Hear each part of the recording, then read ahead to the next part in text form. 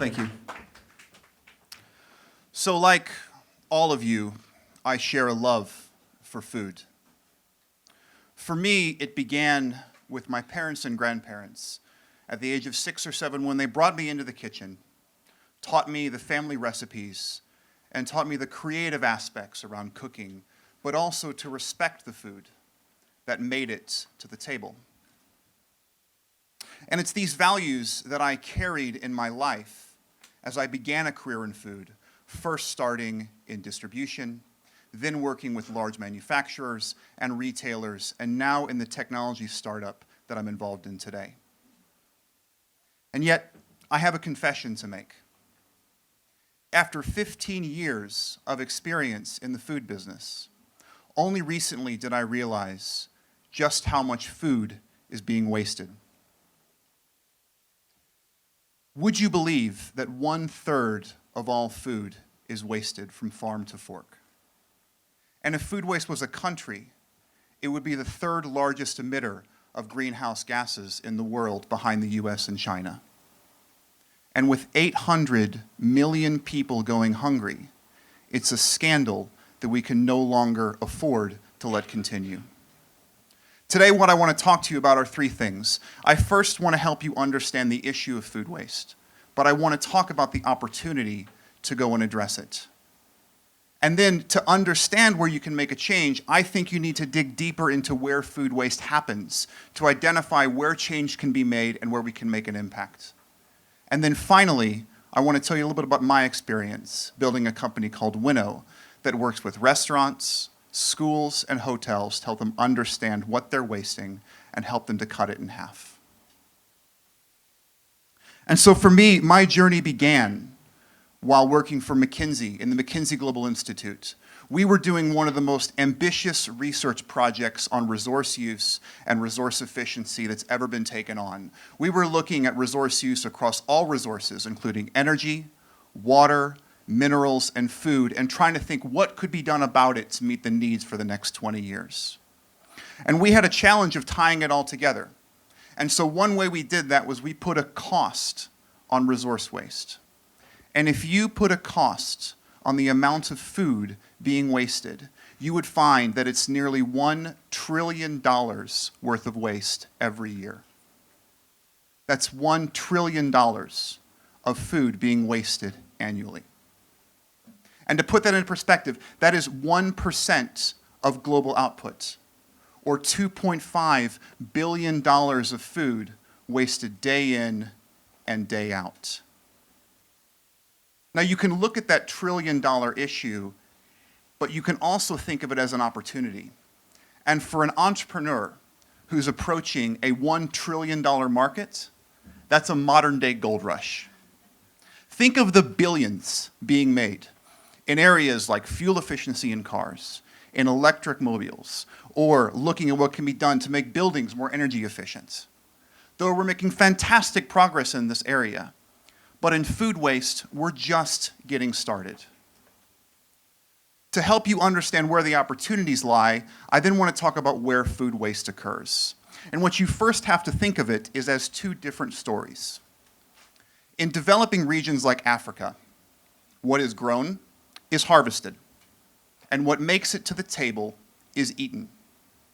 But 40% of fruits and vegetables that go into the supply chain never make it out to the other end because of inadequate facilities, meaning that there's inefficient processing, storage, and distribution that unfortunately food is wasted along the way.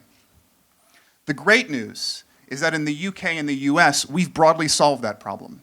We have modern supply chains that with incredible efficiency get food from farm to our tables at a very low cost. The problem is that we've taken 2 steps backwards. We no longer respect the food at the farm, and we no longer respect the food at the table.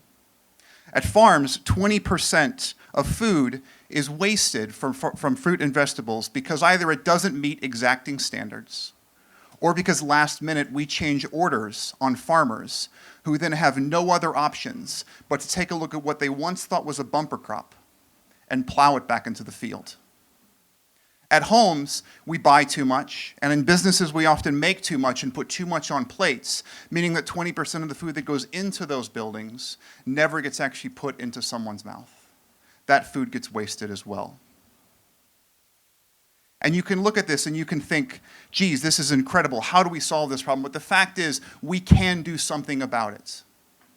We can build modern technology at a low cost that will allow developing countries to leapfrog the way that we work with our supply chains today and take care of that food. We can create new markets that allows food that would have otherwise been wasted at the farm to be paired from suppliers to buyers who want that food and can make use of it in the supply chain. And we can build awareness and provide technology to help people understand what's being wasted at the point of consumption so that they can make better planning decisions and prevent food waste at home and in commercial kitchens. And the fact is that there are some green shoots of companies doing things about this today. Take, for example, India.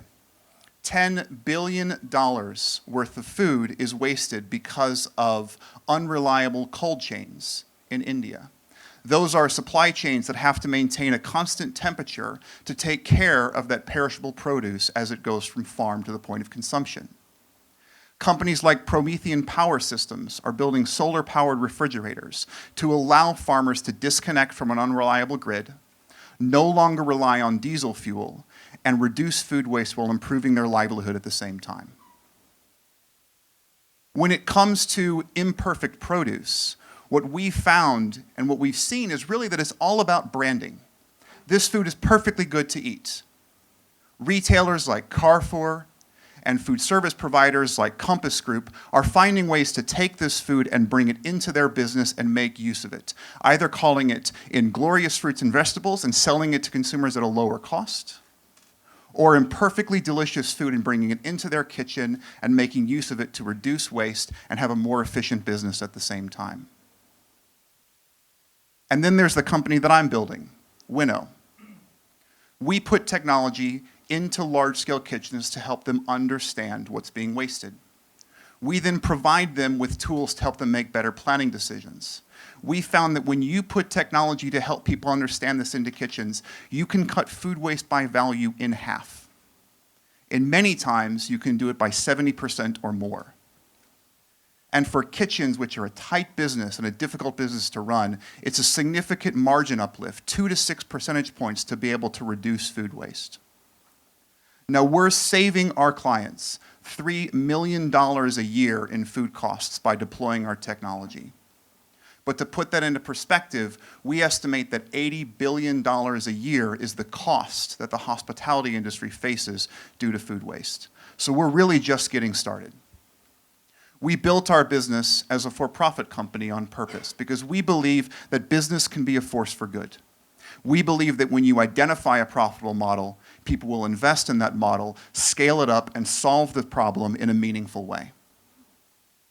We're a part of a small but growing community of entrepreneurs that are trying to solve this issue. And I invite you to join us.